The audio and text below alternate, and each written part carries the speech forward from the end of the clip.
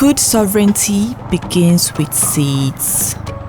On this day, the Resilience Assistant moves through local markets, spaces where food, culture, and history intersect. These markets are more than places of trade. They are living archives of indigenous knowledge. Each seed on display carries generations of adaptation, survival, and care. Conversations with traders and farmers are essential to this process. Knowledge is exchanged alongside seeds, how they are planted, when they are harvested, and why they endure.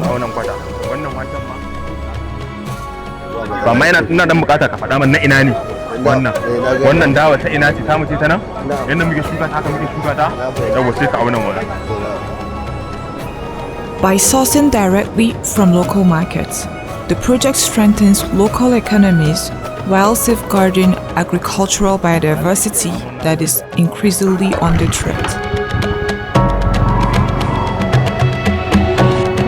Once collected, the journey of the seeds continues. Back at the site, the process of setting up the Seedbank begins, a space designed to protect, catalog, and preserve indigenous seeds for current and future use.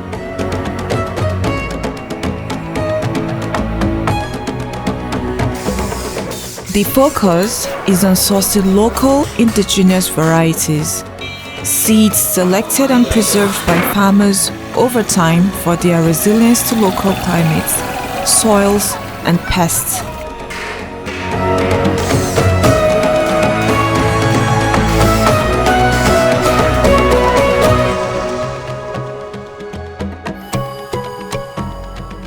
Each seed is cleaned, sorted, labeled, and stored under conditions that ensure viability and longevity. The seed bank is more than storage. It is a safeguard against loss from climate shocks, land degradation, and the erosion of traditional farming practices. This work is intentional. It recognizes seeds not as commodities, but as the foundation of food systems, identity, and autonomy.